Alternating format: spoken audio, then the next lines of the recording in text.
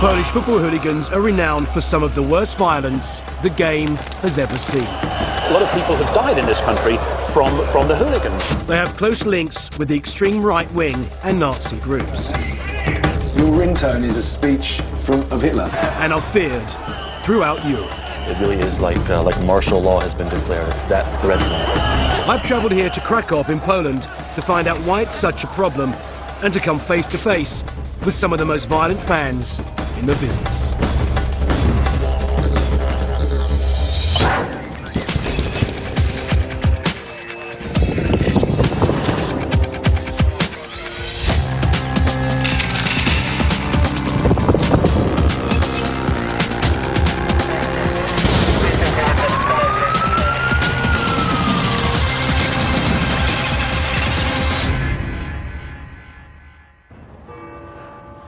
Krakow is a beautiful city. In fact, it's a World Heritage Site. Tourists flock here for its history and its stunning architecture. However, I'm not here to sample the culture. I'm off to a railway station on the outskirts of town to meet some of Europe's most violent football hooligans.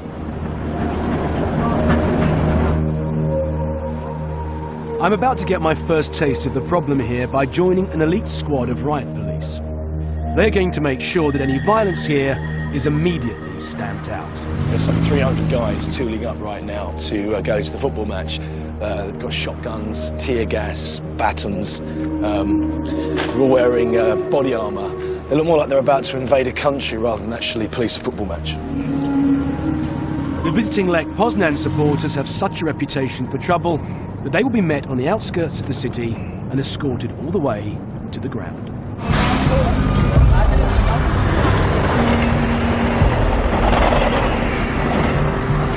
I'm stunned at the police presence here just to meet a few hundred fans.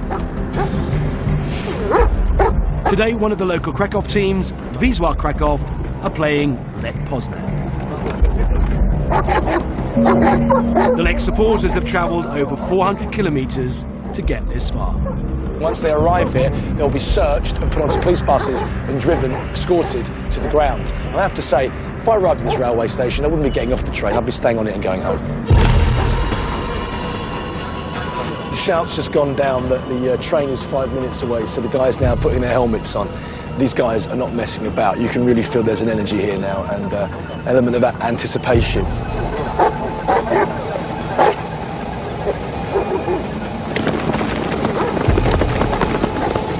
The train, you've been waiting for some time, has finally arrived. These supporters have been on that train for 5 hours.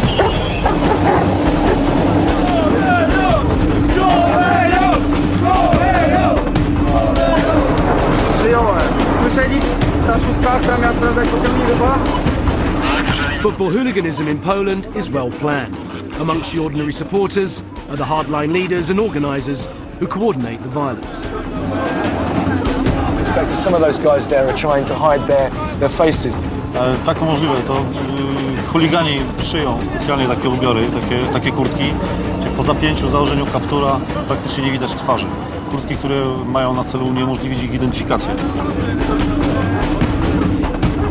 Police perception seems to have had its effect on them. You know, the detective said if they're not chanting, then we've won the first battle. So they're not singing at the moment. Police 1, supporters 0. So far.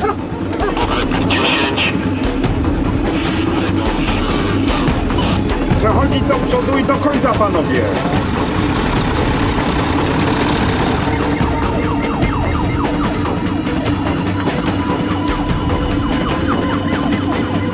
We're approaching the ground, we're in convoy. I have to say this entire thing has been organised like a military exercise. Highly organised, extremely efficient, quite exciting. At the Wisła Stadium, the visiting Lech supporters are searched again. To avoid any contact with the home supporters, they're herded into their enclosure 2 hours before the home fans are let into the ground.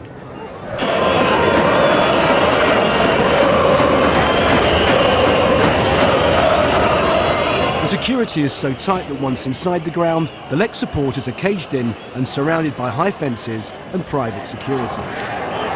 On either side of them are the home Wisła fans, and clearly there is no love lost. Lech Lech supporters. There's not many of them, but they're certainly making up for the fact. Every time the Wisła fans shout Wisła, these guys shout back whore. Within seconds of kick-off, trouble erupts on the home side terraces.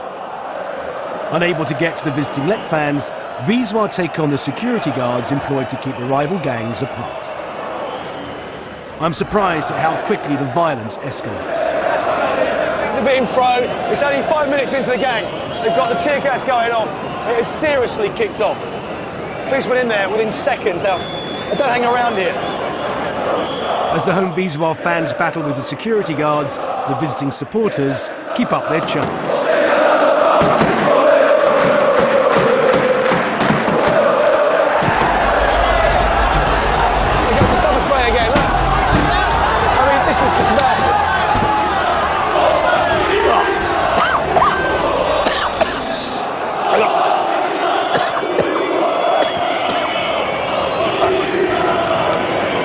I can't see.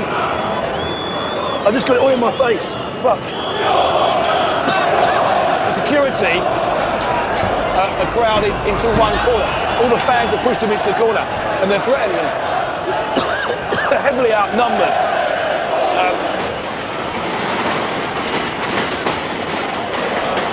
They aren't here. It's about kicking off the other side. Now look. Fucking hell. Not to be outdone, the visiting Lech supporters try to kick through the steel fence that separates them from their rivals. Police in white helmets are deployed into the ground to prevent a full-scale riot. Well, the football stopped for a period of time because the Lech fans nearly pushed that wall down. And I would say, no security, don't look like there's enough of them because heavily outnumbered by the fans here.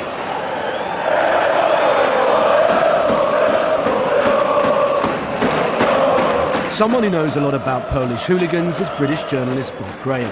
I've arranged to meet him at the match.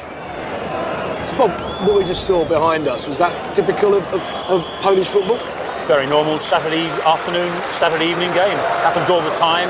It's traditional tribal, traditional rivalry, hatred, and you see from the use of the batons that the police use how much hatred is felt between one team and the other. They're getting in the middle of it all. We've had a hooligan problem in the UK for many, many years. How hard are these guys? How do they rate? They are hard in terms of the destructiveness of them. They hurt people, they stab people. There are a lot of people who have died in this country from the hooligans. But why has Poland got such a bad problem with hooligans? It's a phenomenon that goes back to the Second World War and then through the communist era. And to understand it, you need to go back to the post-communist towns that have been neglected and left almost to total neglect, where the only thing that a lot of young people have got is violence and hatred and this animosity between one another.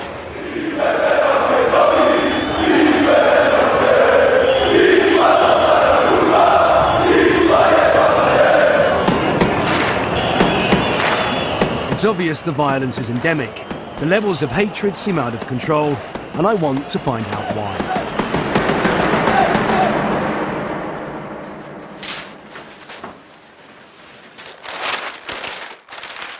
Well, taking on Bob's advice, we've decided to try and get to the root of the problem. So we're going to leave Krakow, which is down here, and make our way up to a place called Gorzów, which is virtually on the German border.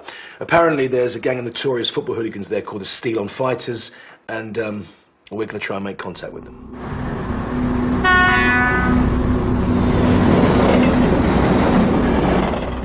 Gorzów is said to be Poland's forgotten city. It's had a turbulent past.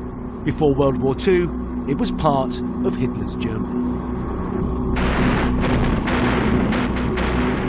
In 1945, during their push to capture Berlin, the Russian army flattened the city.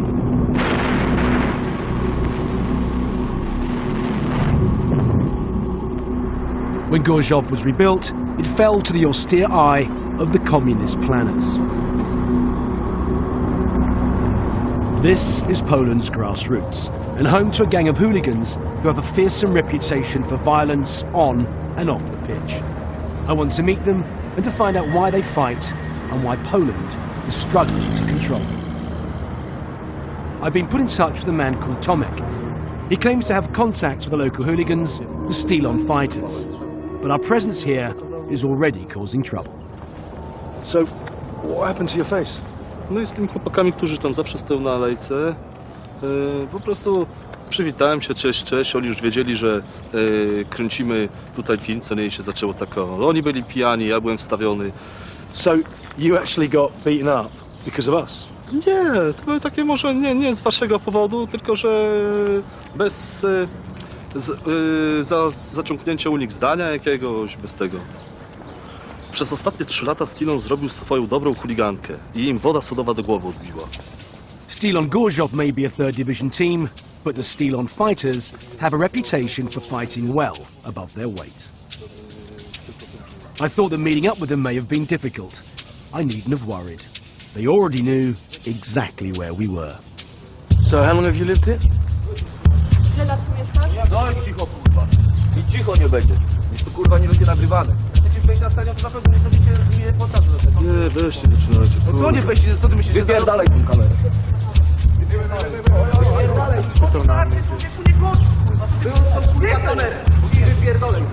Come out of the way. Kicked off, but he's going to get some. Stop filming. You have to stop filming now because they've asked us. They're apparently going to hurt us, so we're going to stop filming. Weź ją kurwa na dół. Na dół ją kurwa. It's off.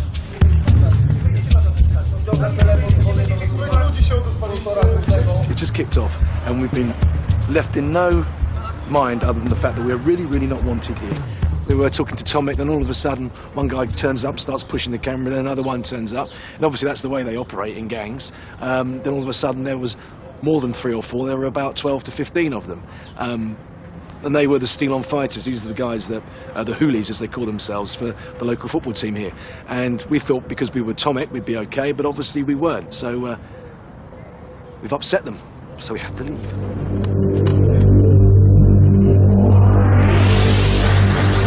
The Stilon fighters are determined to stop us filming them, but we're not giving up just yet.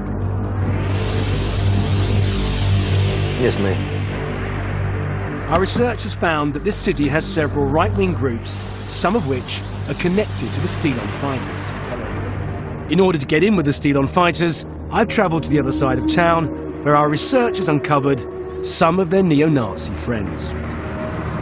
Going up to meet them, I think the guy I'm supposed to be meeting is a guy called Python, and they're twins. There's Python 1 and there's Python 2. And obviously they're like letting everyone know that they're here, because that's your white power sign. Python? Ross Kemp, listen. This gang is part of a rising tide of fascism sweeping Poland. They don't regard themselves as hooligans, but as skinheads. They fight alongside the Stilon fighters and support the same football team, but have different beliefs. So, Python 1, can you tell me what made you take up this ideology? What caused you to want to be the way that you are? Nigdy nie lubiłem innych ras, jak na przykład chodzi czarnów po mojej na przykład ulicy albo coś. Denerwuje mnie to. Wszędzie do wszystkiego się pchają, no i po prostu nienawidzę ich, nie? Zostałem skinheadem. I've not seen any black people here, so why did you dislike him out of interest? Po prostu nienawidzę innych ras, nie podoba mi się ten kolor skóry i w ogóle ich bycie w moim mieście. Podejrzewam, że asfalt ma swoje miejsce. Right. What about Jewish people? Do you dislike them as well? Tak, ponieważ Żydy do wszystkiego się pchają, chcieliby stać się na najwyższym podium, państwa własnego nie mają. But guys, this place, Poland's famous for having concentration camps, isn't it? Widocznie takich miejsc było. Za mało chyba. Nie wszystkich wygazowali. Not enough of them were gassed. Powinni to powtórzyć. They should repeat it, yeah?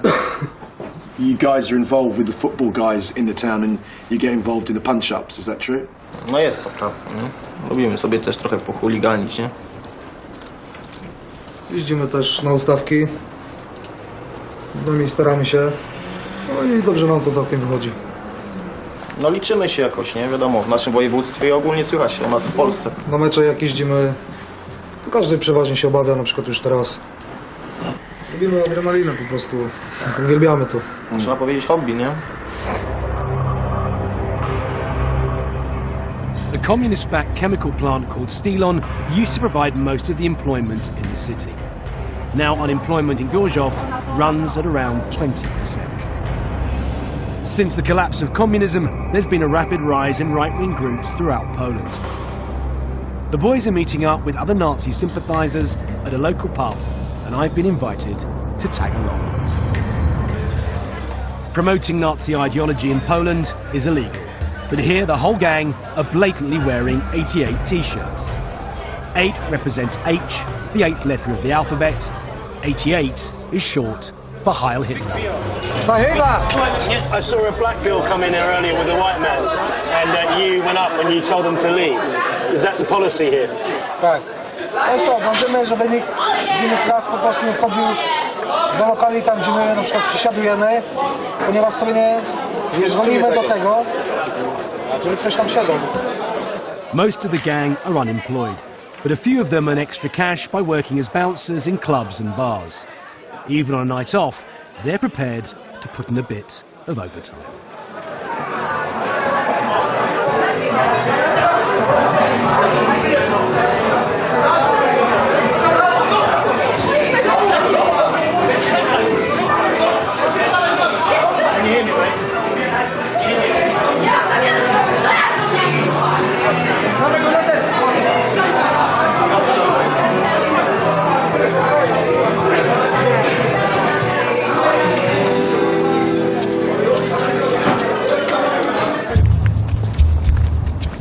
One thing that history tells us is that the right wing rises in times of economic downturn. I find it astonishing with this country's past that some people here can behave like this. Nazi dogma makes it easy to blame others, and picking on self-targets gives them status.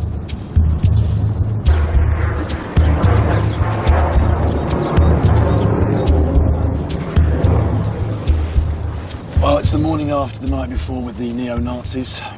And why I detested everything they stand for, they actually seemed to like me. So the Python brothers had invited us round for a cup of tea.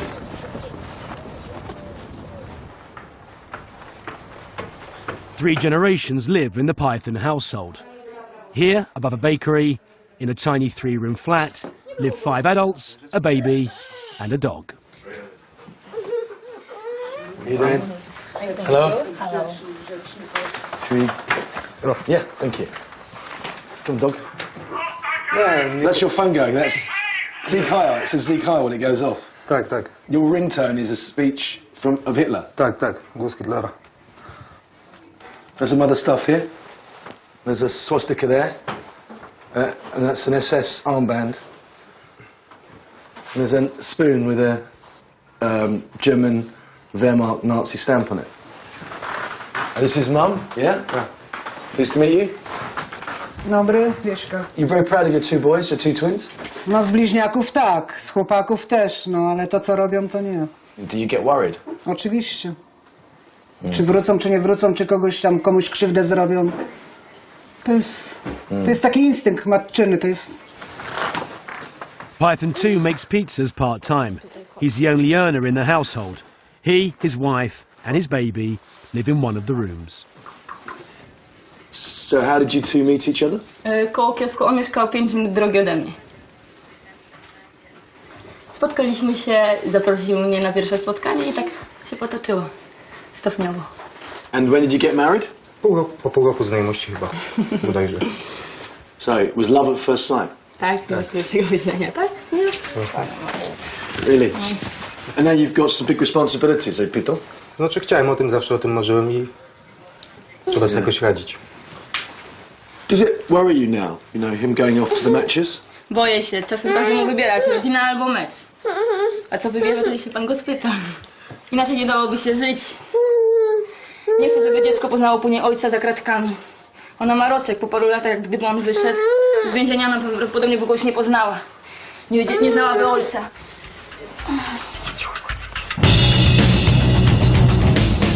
After tea with the Pythons, I'm going to put their clout and my neck on the line. It's Saturday and Stelon Gorzów are playing at home. The Stelon fighters will definitely be at the match, and this will be my only opportunity to meet them.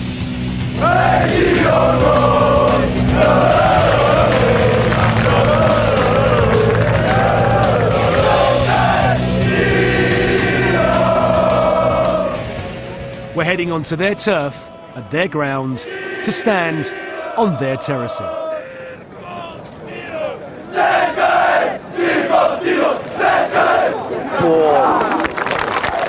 As soon as we arrive, the Steel-on fighters notice the camera.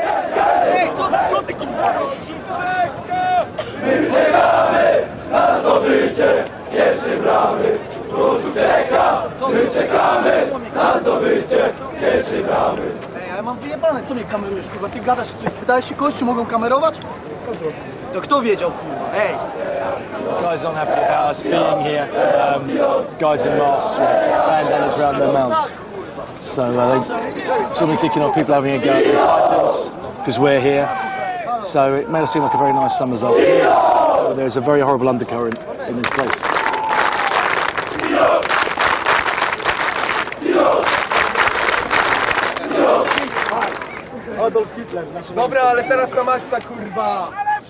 At this minor league match, there are only 2,000 to 3,000 people. However, the level of aggression surprises me. Basically, the guys down the front orchestrating the chanting, and I'm next to Python 1 here, who's been down there to stop people trying to stop us from filming. He has some clout here, obviously.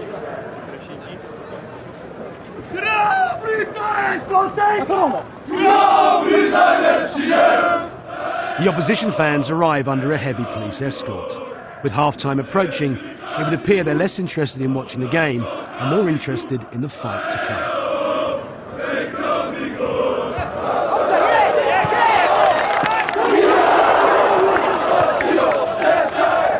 The Steel-on fighters now have a target for their aggression. The Pythons have persuaded one of the gang to talk to us on the condition we protect his identity. There's not a lot of you guys over there, but you seem very passionate about it. Yeah. Why is that passion inside you? These guys, all are from poor families. Poor backgrounds, yeah. Yeah, and you're from the States, they haven't any money, and they live on the street. And on the street, the most important is strong, yeah. We spoke to some of the other guys who have got right-wing views. Are you of the same feelings? Yeah, I think it's my country, yeah. And the most important in this country are Polish people, yeah. I'm not Nazi, but I'm patriot, yeah. I love my country and my city, yeah. Yeah, of course. What about those lot over there? What do you think about them? The opposition? If they want, we take his telephone numbers and we met in wood, or we fight for 20 or 30 to 30 people. Do you use weapons or is it fists? No, any weapons. No weapons? No, only hands. All right, so there's laws and rules inside it. Yeah. The strength of the police presence, even at small matches, may have reduced some of the violence on the terraces, but it's also served to push it underground. We've managed to uncover some fight footage which shows the hunger for violence amongst the hooligans. Pre-arranged fights like these take place in secret locations without the knowledge of the police. During these running battles, the reputation of a gang is made or lost.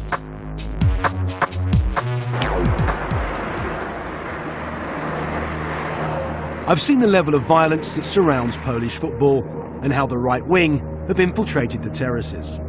Jacek Persky works for an organisation called Never Again. They expose officials who turned a blind eye to these extreme gangs. I ask him why they attract so many new recruits.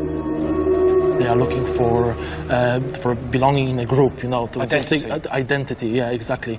Sometimes, of course, it's economical problems. There's a huge unemployment, and they simply have a lot of time to and must do something in their life, and it might be a reason for them to do something, you know, going on the stadium looking for a fight. All the hooligans that I've spoke to espouse right-wing views. Is there a connection between the football hooligans and the Nazis?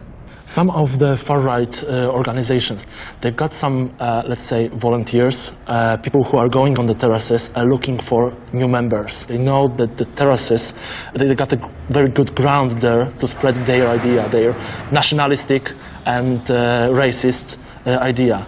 So do you think the government turns a blind eye to right-wing organizations here? Unfortunately, like, for example, All Polish Youth, this is the organization that was recruited through the culture of skinheads. And in the moment, they are now in the government. So hang on a minute. There are people who are in the government who used to be skinheads. Yes, like, for example, Vice Minister of Sport, Radosław Parda. He's a guy who was a skinhead and a hooligan. And that's just accepted, is it? Unfortunately, it's accepted. Jacek's outspoken views has led him to being placed on a right-wing hit list called the Red List. Poland is a country going through some fundamental changes. Since 2004, almost 3 million Poles have left to find work and a better life abroad. We're looking at the people that have been left behind. It's not the first time that I've seen a connection between unemployment and gang membership. The Gorzów gangs were tough, but the hooligans that I'm going to try and contact next are simply in a different league. I'm going back to Krakow just in time for one of the most brutal clashes in Polish football. In a few days' time, Wisła Krakow will take on Cracovia, their most bitter rival.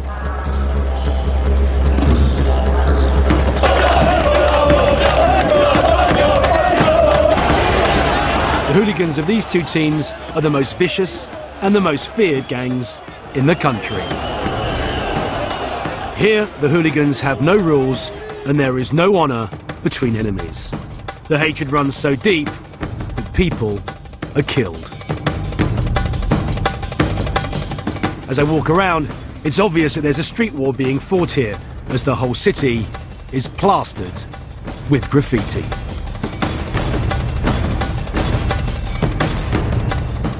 John Atkins is a football fan and a tour guide in Krakow. He's going to help me to understand what's behind the hatred here. John? Yeah. Ross, pleased to meet you, mate. Nice to meet you. How are you? All right, man. Tell me a little bit about this town and the two teams that exist here. Well, here in Krakow we have two teams. Yeah. One team is called Cracovia, and the other team is called Wisła. And historically, the supporters in this town have always been at each other's throats, is that correct? Yeah. The supporters of the Krakow clubs have the reputation of having the most, let's say, intense and often violent rivalry in the entire country. This neighborhood right now is very much a Cracovia neighborhood. Yeah. As you can see by the walls.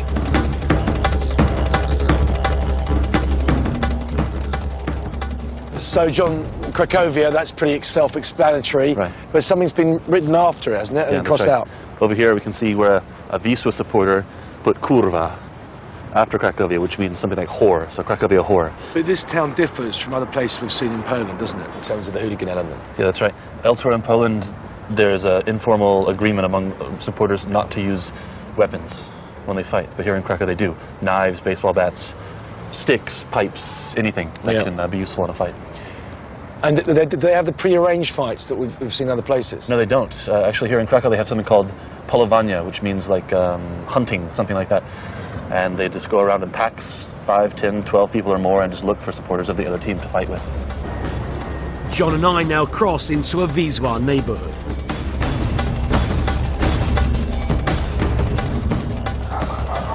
And here we can see a rather large mural identifying this as very much a Wisła neighborhood. We can see the white star of Wisła in the middle, and it says, we'll show you a feeling or a vision that you've never known. Loyalty. It's wierność, loyalty or fidelity. Yeah. What's the bottom of it say? Today an enemy, yesterday a brother. What does that mean then, Jay? Do you know? Well, you know, you can be in the Wisła family, the Wisła club, the fraternity, but if you cross them, if you leave it, you're no longer a brother, you're an enemy. So it's a threat? Something like that, yeah. John, Cracovia and Wisła are playing each other in a couple of days. What's this town going to be like when that happens? It's incredible. Police everywhere in full riot gear, shields and batons, helmets, horse-mounted police, water cannons. It really is like martial law has been declared. It's that threatening. The atmosphere is really that heavy. It's amazing. Throughout its history, Krakow has played host to many invading forces. And for many here, it's still reeling from the impact of a communist rule that left it isolated from the West for over 40 years. Historically, Krakow has been the home of Poland's artistic and intellectual elite, whose views contradicted Stalin's communist ethos. In one of the first examples of social engineering, the gigantic Lenin Steelworks was constructed on the edge of the city. It provided employment for over 35,000 workers who came from all over Poland. To house them and their families, a Soviet-style suburb called Nowa Huta was built. In 1989, the Polish people won their freedom, but their industry paid the price, losing its economic protection. Today, Nowa Huta suffers chronic unemployment and is now home to some of Europe's most violent football hooligans. The gang are reluctant to speak to us. The big Wisła-Cracovia clash is tomorrow, and security is being stepped up all over the city. John has been trying to arrange a meeting. Eventually, we make some progress with the Wisła gang. They instruct us to drive to a quiet part of Nowa Huta and wait for their call. We're just about to arrive at the location where we've arranged to meet the hooligans. We've got about 5 minutes before they're supposed to be here.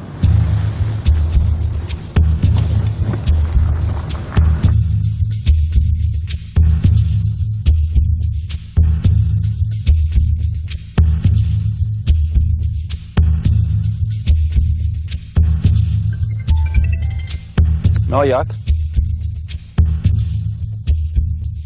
Dlaczego? Co się stało? Będziemy.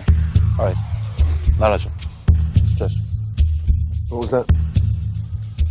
Not going to be here at 3, going to be here at 7. I like herding cats. 3 hours later, they call, telling us to head to a different part of the city.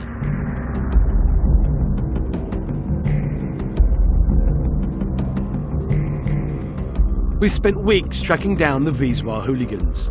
This gang is violent, unpredictable, and unfortunately, they're calling all the shots. We've just seen 3 guys up the road in balaclavas, so unless we're about to meet the provisional IRA, I think they're our boys.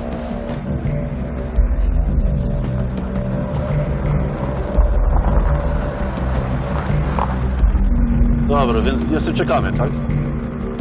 Okej, dobra, czekam na telefon i pójdą tam jak... Okej, dobra, czekam. Yeah, but he says he's waiting on the rest of the guys to show up, and because they like strike the numbers, and when they all show up, they'll call me. I'm supposed to be there alone. Well, I can't come with you. That's what he says. Right.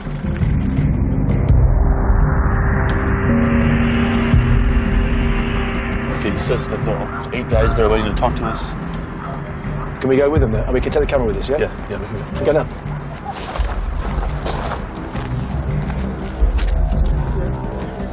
As we walk out to meet the gang, we see another 15 of them on top of a nearby building, watching our every move. Do góry, żeby nie filmował. Please don't film the top. No. These guys who are on the building, they're not Don't in the film film. top. No, they'll just be on Not me. you, On me, yeah. So I'm going to ask you some questions, if that's all right. First question is, could you identify yourselves? Not your names, obviously, but who you are and what team you support. Yeah. Yeah, and you're hooligans, yeah? What kind of things do you get up to then when you go to a football match? Nic, na meczu nie oglądamy mecz, no, głupie pytanie takie. Nothing. So you're hooligans, but you don't do anything. I don't understand. Się nie spodziewacie, że będziemy mówić, że kogoś zażynamy czy coś na mecz. Oglądamy mecz, no, jak każdy. No, I'm not expecting you to. I just ask what you do. It's not a good sign that my questions are irritating them. We're outnumbered, and I'm told they all carry weapons. So, do you have?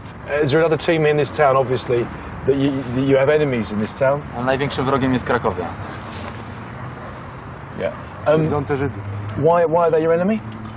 Dlaczego? Bo tak jest po prostu. Tak po prostu tak jest i tak będzie zawsze. To jest po prostu coś, co... Tak nas wychowali starsi. Nas wychowali, no właśnie. Z pokolenia na pokolenie. Tak ma być i podtrzymujemy tradycję i ta tradycja nigdy nie zginie. Od dziecka przychodzimy na stadion, walczymy z nimi i tyle. Oni walczą z nami, nienawidzą nas. Tak już jest tyle. po prostu. Wiesz, jak może być jak ktoś kogoś kopie, no to kto się ma lubić, nie? To, tak jak się zapytać Palestyńczyka z Izraelczykiem, dlaczego się nie lubią. No. Proste pytanie. Nienawidzą się o wiarę i tak dalej, tak samo my się nienawidzimy.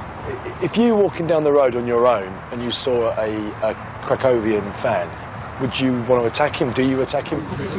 Okay. Tłumaczę to, że tutaj chodzi o to, wojna tutaj trwa codziennie. Widzimy się, jest spięcie na pewno, nie? My tym żyjemy. I nie ma, po prostu nie ma, czy to jest niedziela, czy to jest... Tak. And that's the reason that we came here, because this town is famous in the whole of Poland because of this situation. But what I don't understand is why it exists. I don't understand why the hatred is. You can always say that's the way it was handed down, but why is there such hatred? Why is it so extreme here? Why is it more extreme here in this area than it is anywhere else in Poland? Tutaj są najbardziej fanatyczni kibice. No właśnie. Nie, no tutaj są wojownicy. Tutaj są dwa kluby, które zaoszczają środki. Najstarsze kluby w Polsce. Tak, na sprzęt. To jest najdłuższa wojna. To jest życie, no. I życie jest piękne. Każdy wybiera drogę. My wybraliśmy taką. Dobra, po co to gadać?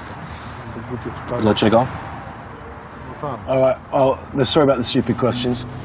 They start to argue amongst themselves, and the mood goes from bad to worse as they threaten to hurt the crew unless the camera is switched off. Na razie przystąpię. Stop recording. Stop recording. Switch off the camera. Switch off the camera.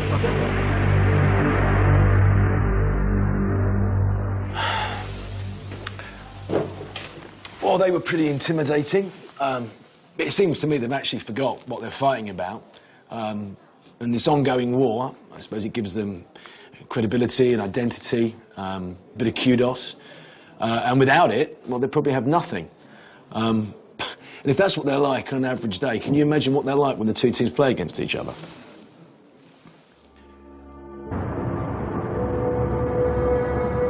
Today is the biggest match of the season. Cracovia invite their bitter rivals Wisła into their stadium. With an hour to go before kick-off, Cracovia fans are gathering outside their ground. The opposition fans supporting Wisła are due any minute. The police are desperate to keep the fighting gangs apart.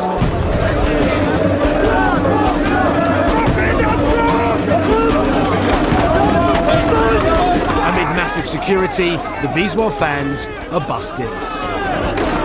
They've just loaded the shotguns. Here we go, watch out, this bottle's coming. Watch out. Well, boys, the ante's certainly gone up. Watch out for this stones, mate, watch it. I'm just telling you, hang on, watch for your head. The Cracovia fans try anything to get to their sworn enemy. They know this could be their only chance to make an attack. Kicked off big time. Look.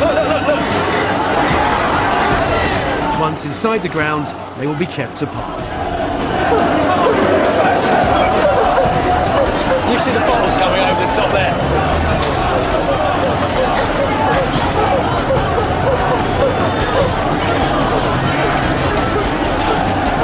The guys will be throwing the bottles, and the bottles at the Wisła fans, just to make an assault.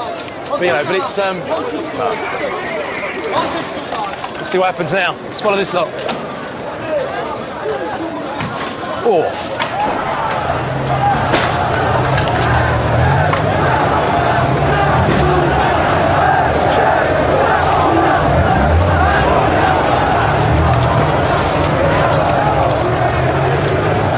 Watch out, I think we should get right in the middle here, boys. Let's move. Can I just say something? That was really one of the... I keep doing very silly things, but we just managed to walk ourselves into the crossfire between the two opposing teams. Really bright, Ross. Having said that, and then there's a lady doing the rubbish. There's a lady taking out the rubbish, look. You've seen it all before.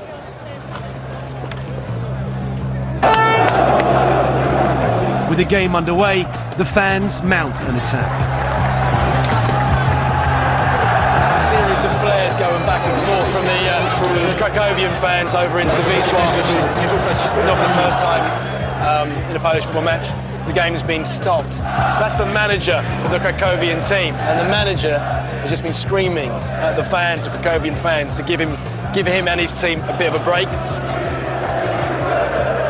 Since we started making this film, it's been announced that one of the countries that will host the European Championships in 2012 will be Poland. Supporters of Europe's top 16 footballing nations will come to Poland in great numbers, and policing them will be a challenge. Please now. have actually moved in to the hardcore supporters of Kobe and Hopper.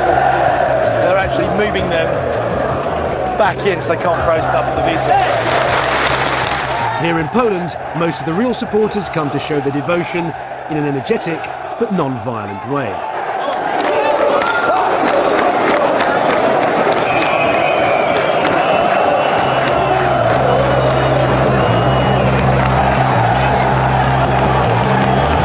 That said, the hooligan problem exists at every level in Polish football.